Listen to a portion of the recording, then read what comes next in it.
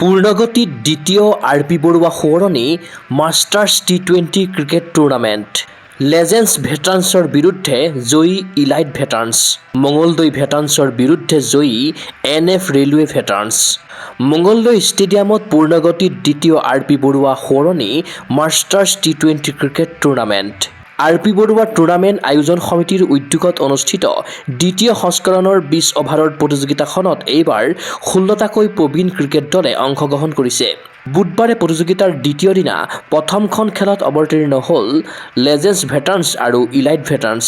তীব্ৰ উত্তেজনাপূৰ্ণ মেচত 3 উইকেটত জয়ী হয় ইলাইট ভেটাৰান্স। প্ৰথমে বেটিং কৰি নিৰ্ধাৰিত 20 অভাৰত 9টা উইকেট হেৰুৱাই 108 ৰান সংগ্ৰহ কৰে লেজেণ্ডছ ভেটাৰান্সে। লেজেণ্ডছ ভেটাৰান্সৰ হৈ বিনোদ শৰ্মাই 49টা বলৰ বিপৰীতে কোবালে 51 ৰান। বিনোদৰ ইনিংছত আছে 6টা 4 আৰু এটা 6-ৰ সমাহাৰ। প্ৰত্যুত্তৰত নিৰ্ধাৰিত 20 অভাৰৰ 18 অভাৰতে 7টা উইকেট হেৰুৱাই বিজয় লক্ষ্যত উপনীত হয় ইলাইট ভেটাৰান্স।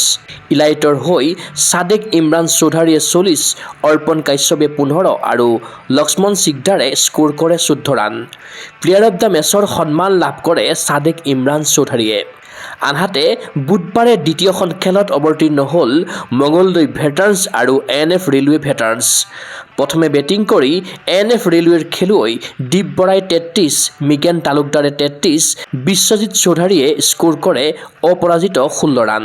নিৰ্ধাৰিত 20 অভাৰত 4টা উইকেট হেৰুৱাই 139 ৰান সংগ্ৰহ কৰে NF ৰেলৱে ভেটাৰান্সে। প্ৰত্যুত্তৰত 17 অভাৰত আটাইকেইটা উইকেট হেৰুৱাই 72 ৰানতে ক্ষান্ত থাকিল মঙলদৈ ভেটাৰান্স। ফলত 67 ৰানত জয়ী হয় NF ৰেলৱে ভেটাৰান্স।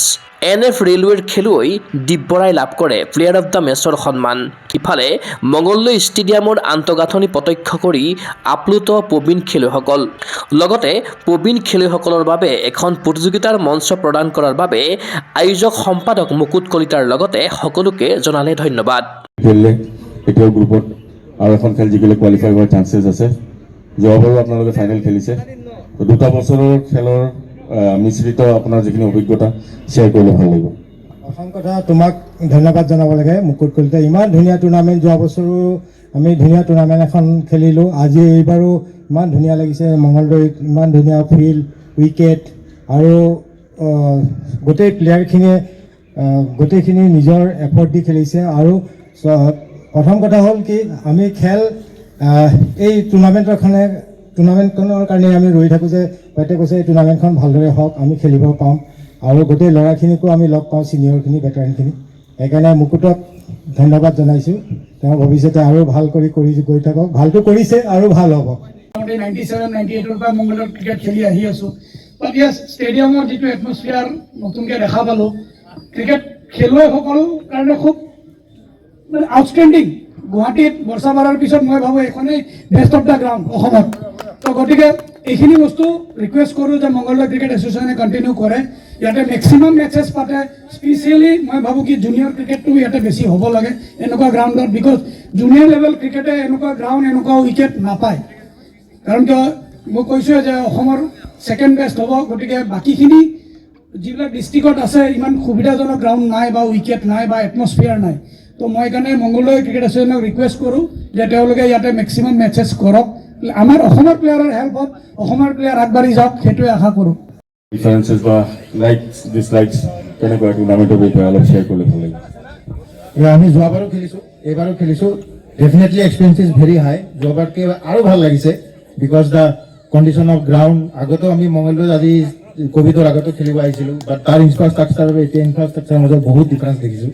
এইটো বহুত ভাল লাগিছে আসাম ক্ৰিকেট এছ'চিয়েশ্যনৰ কাৰণে।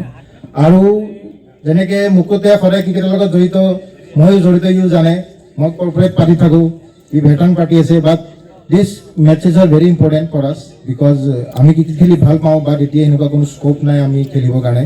বাট এই কৰ্পৰেট হওক বা ভেটাৰান হওক এইবিলাকৰ কাৰণে আমি 2-এখন খেলিব পাৰোঁ আৰু যিটো বস্তু ভাল পাওঁ সেই কৰিবলৈ সক্ষম হওঁ। আৰু চবেই আজি অফিচ বাদ দি আমি আহিছোঁ, চ' ভাল লাগিছে।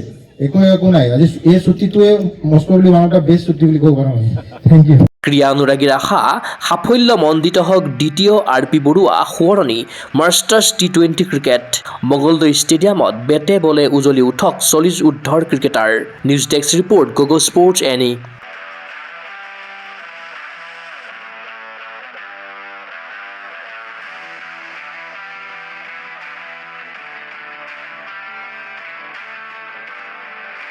ফিজিকেল এডুকেশ্যন বিষয়ত ডিগ্ৰী পাঠ্যক্ৰমৰ কাৰণে অসম তথা উত্তৰ পূৰ্বাঞ্চলৰ প্ৰথমখন শিক্ষানুষ্ঠান অভিৰুচি ইনষ্টিটিউট অৱ ফিজিকেল এডুকেশ্যন।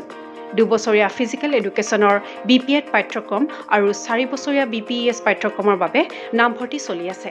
বিতংকৈ জানিবৰ বাবে আজি যোগাযোগ কৰক। যোগাযোগৰ নম্বৰসমূহ হৈছে 9435100098, 7002 33540, 88765210998, website www.aipguwahati.in